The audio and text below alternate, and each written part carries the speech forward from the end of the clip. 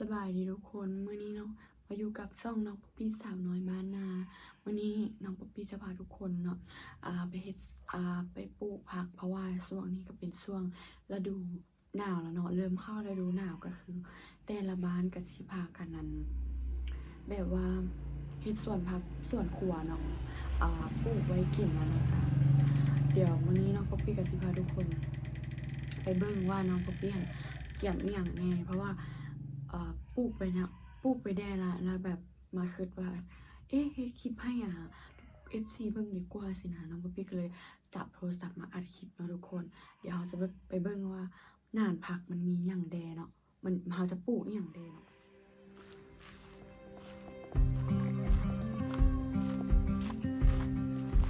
ส่วนผักกสิประมาณนี้ทุกคนจะเป็นเสียงรบกวนชัดๆนะเด้อ นี่เนาะเขาจะได้มื้อนี้เราก็จะเกี่ยมไม่ได้ขุดดินเนาะขุดดินไว้ละแต่ว่ายังบ่ได้ซับส่วนอีกตัวนึงเนาะคือว่าเราปลูกไปแล้วนะทุกคนอันนี้ก็จะเป็นคะน้านะทุกคน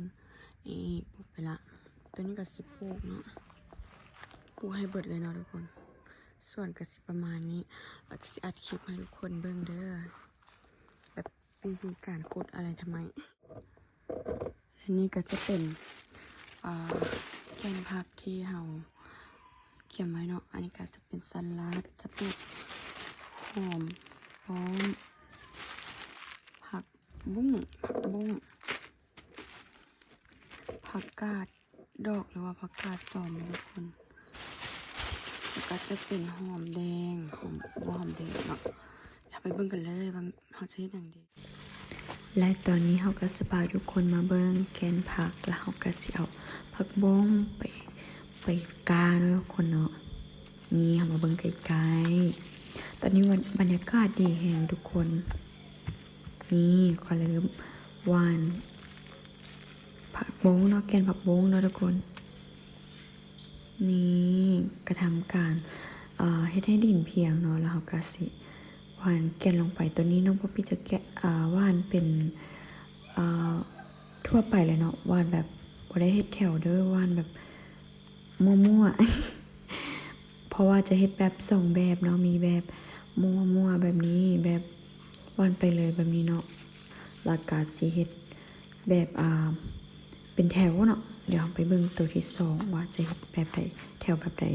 นี่เราก็จะมีการขีดเส้นไว้ก่อนแล้วเอานำแก่นลงไปแบบนี้เนาะทุกคนนี่เราทำการถมนิดนึงนี่แล้วน้องป๊อปปี้ก็ย้ายกล้องมาไกลอีกแล้วเนาะมันเบิ่งหัวโอ้ยเดี๋ยวเห็นเตครึ่งนึง เดี๋ยวไปเบิ่งไกลๆทุกคนนี่ตัดภาพมาตอนแล้วเด้อทุกคน โอ้ยเนาะทุกคนเพราะว่าตอนน้องป๊อปปี้ถ่ายนะมันจะเป็นแบบเสียงรบกวนนะทุกคนมันจะเป็นเสียงแบบแชดแล้วก็เลยแบบได้มาพากเอาเนาะอันนี้น้องป๊อปปี้ก็บอกว่าจะปลูกทั้ง3อันแต่ว่ามื้อนี้ซื้อมาหอมปีหันบ่มีเนาะจริงๆว่าจะปลูกหอมปีเด้นี่เฮาก็มาเริ่มนานที่3เนาะตัวนี้จะปลูกเป็นหอมป้อมเด้อกระทำการซับดินเนาะแล้วก็เอาหญ้าออกหน่อยนึงเพราะมันหกนะเจ้านี่สับไป ตอนนี้อากาศดีเลยเนาะทุกคนมันเป็นยามหนาวแต่ว่าตอนนี้อากาศช่วงประมาณ9 โมงเช้านะเจ้านี่ทุกคนว่าดินก็เป็นแบบกระไดอยู่นะนี่ก็หดน้ำเพื่ออย่างนอดเพื่อที่ว่าจะให้ดินนั้นเพิ่มความชื้นเนาะทางลุ่มบางทีแบบเขาเอาดินตัวนั้นทอกลงมาเนาะนี่มันจะมีแบบว่าจังไหนเนาะว่าการปรุงดินเนาะทุกคนเนาะมันบ่มีอย่างไรนะมันที่จริงมันจะมีฝุ่นอีกก็ว่าผสมเป็นดินผสมไว้แล้วเนาะนี่แหละค่ะมาจัดแต่งให้มันเข้ากันคนให้เข้ากันเนาะทุกคนนี่คลิปนี้กับสีภาคไปยาวๆในนึงเนาะทุกคนอยู่ฟังไทยหรือว่าฟังลาว FC ทุกคนที่เบิ่งอยู่แม่นพากันลืมปลูกผักละบ่เนาะเจ้ามีขั้นตอนต่อไปเขาก็รดน้ำอีกสักหน่อยนึงเพราะว่าเขาจะได้เพิ่มความชุ่มชื้นเนาะทุกคนเนาะ แล้วเราก็สิอืมหว่านผักหอมป้อมเลยเนาะเขาก็หดน้ำขวดนี้น้องมากะลิ้นอยู่พุ่นล่ะ นี่แหละน้องป๊อปปี้ก็ถ่ายแบบว่าถ่ายคนเดียวนะแบบว่ามันค่อนข้างกล้องมันต่ำคนเนาะทุกคนเนาะนี่ก็ขออภัยนิดนึงเด้อทุกคนเด้อแล้วก็เสียงมันก็รบกวนกันเลยมาพากเอานี้เอาแกนนี่จะเป็นแกนหอมปอมเอามาโซแล้วก็ไปว่านนี่นะตอนนี้กำลังเริ่มแกะแล้วก็ว่านจะโบได้ใส่เบิดเนาะเพราะว่าโบได้ใส่เบิดเพราะมันนานมันน้อยเกินไปนะเวลาที่แบบว่าให้มันขึ้นมามันจะที่เกินไปผักกงเห่าก็จะโบเติบโตเนาะทุกคนแล้วก็จะน้อยๆมันจะเห็นผักเขามันบ่งามเดี๋ยวจะได้มาอัปเดตอีกนี่เขาก็มาให้เบิ่งว่าเฮาว่านแล้วเป็นจังไดเนาะทำการรดน้ำอีกจักหน่อยนึงทุกคนนี่อากาศดีมื้อนี้มีลมเย็นๆก่อ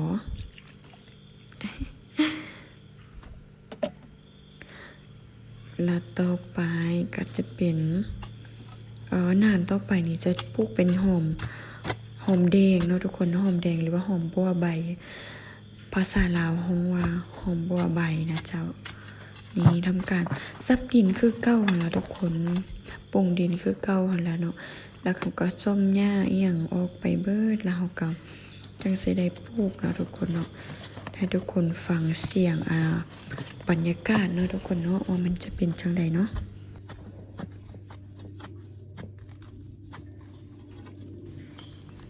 นี่ทุกคนตอนนี้มันหมดกัดน้องป๊อปปี้เนาะทำการหมดนิดนึงแล้วก็จะขุดต่อเพราะว่าเขาหยุดบ่ได้เด้อันนี้มันไปเอาน้ำแล้วก็เป็นอุปกรณ์การปลูกหอมบัวแดงเนาะทำการหดน้ำเพื่อเพิ่มความชุ่มชื้นเด็ดจักน้อยแล้วก็สิเอาหัวหอมเนาะเอาหัวหอมไปเรียนเพื่อที่ว่าเขาจะได้กะเนาะกะว่าจะมีจักหัวที่เขาปลูกเนาะน้องป๊อปปี้จะเฮ็ดเป็นประมาณ4แถวเนาะแล้วก็สิซูมให้ทุกคนเบิ่งเด้อว่าแบบเอากล้องไปใกล้ๆเนาะว่าให้เบิ่งว่าเฮ็ดประมาณใดเอาไปแทกซื่อๆนะเจ้าเดี๋ยวเฮาต่อไปเฮาก็ทำการเกี่ยมก้อนปลูกเนาะตัวนี้ยังปลูกบ่ได้เทื่อหรือว่าจะปลูกเลยก็ได้เนาะแล้วแต่วิธีแต่ว่าวิธีของน้องป๊อปปี้จะต้องเอาไปตัดหัวตัดหางก่อนนะเจ้านี่ก็เรียนแล้วเนาะก็จะมีประมาณนี้ก็จะเฮ็ดเป็น4แถวก็ได้กว้าง4ยาว4แถวเนาะนี่เฮาก็เทกแล้วเรายังเอาดินผสมมาไว้คือเก้าเนาะเอามาคนแล้วก็สิเอาน้ำหดแล้วก็สิไปตัดหัวหอมด้วยเนาะบัดนี้เนาะตัดหัวตัดหางเพื่อเกี่ยมปลูกเพื่อที่ว่ามันจะได้ขึ้นไวนะเพราะว่าเห็นในเน็ตเนาะขอบอกซะเนาะในเน็ตที่ว่าวิธีการปลูกนะเจ้าจะลองเบิ่งครั้งแรกนี่ตัดภาพมาตอนที่ว่ามานั่งกุดหอมน้องป๊อปปี้ก็แง่งไปแง่งมาสิเฮ็ดมุมใดที่นกกองนี่ก็แบบหามุมบ่ได้จักเทื่อสุดท้ายก็จังซี่ละเอ็ดแบบธรรมชาติโดยรวมเนาะทุกคนนี้ตัดหัวตัดหาง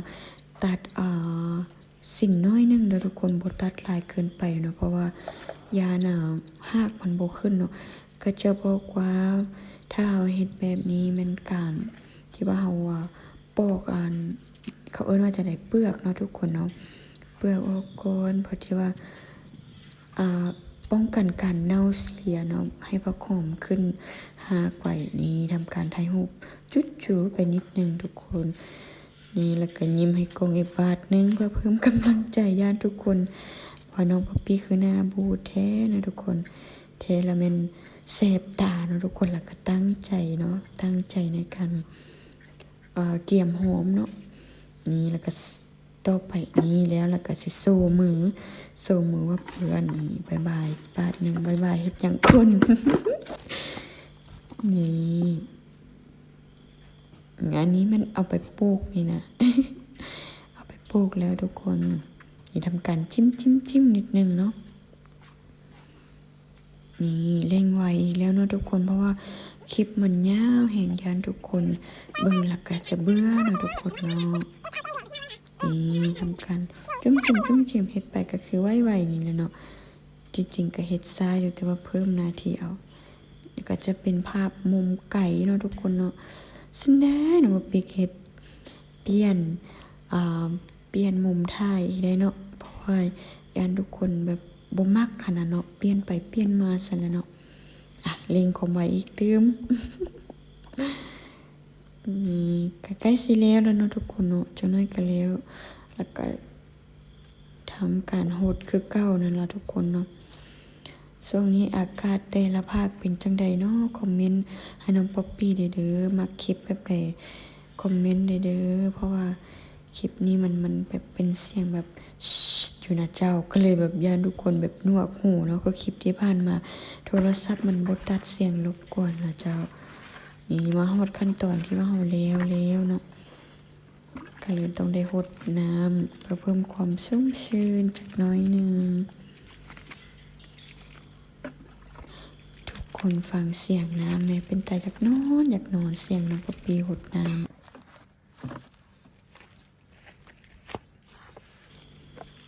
แล้วเนาะทุกคนที่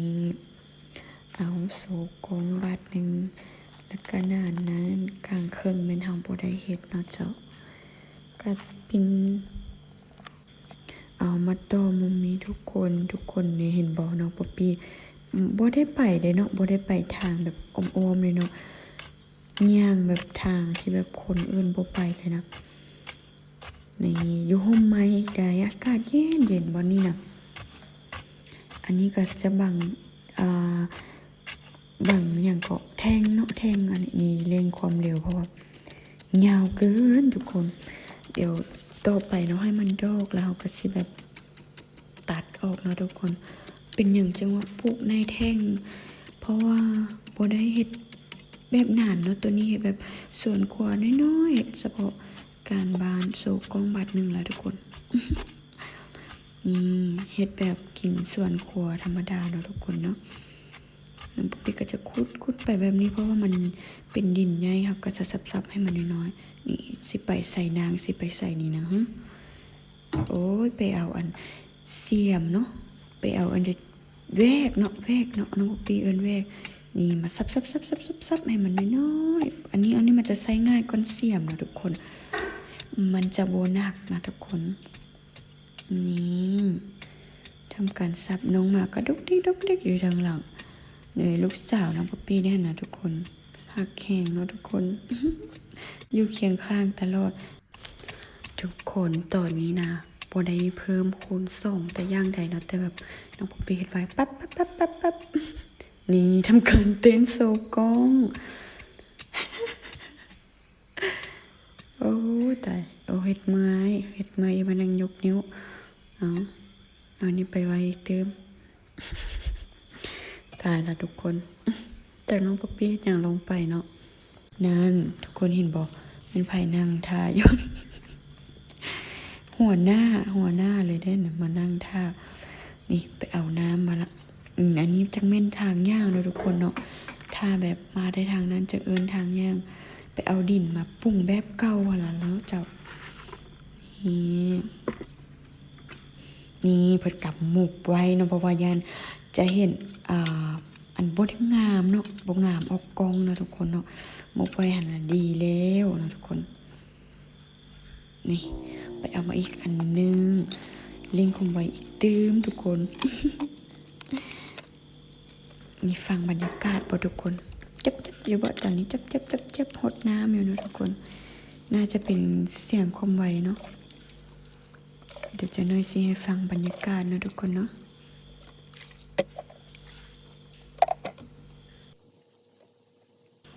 โอ้ยตอนนี้ให้ฟังบรรยากาศบ่ได้มันยังไหวอยู่ทุกคน นี่ก็ไปเอาแก่นหอมมาโซอีกน้อยนึงอีกได้แก่นผักก็จะเป็นสีฟ้าเนาะบ่แม่นเพิ่นย้อมบ่เนาะก็ว่าเป็นสีฟ้านี่หวานกับบ่เบิดเนาะคันหวานเบิดนี่ป้าขึ้นมานี่พุ่นทาออกมาโซกองว่ามือหันฟ้าอีกได้ นี่ทุกคนมาฟังบรรยากาศตอนนี้แม่แบบมีลมซ้อยมาซ้อยมาอีใดอันนี้มันไปหดน้ำเนาะหดน้ำอยู่พูดแหละทุกคนเดี๋ยวฟังบรรยากาศนะทุกคนเป็นยังไงเนาะ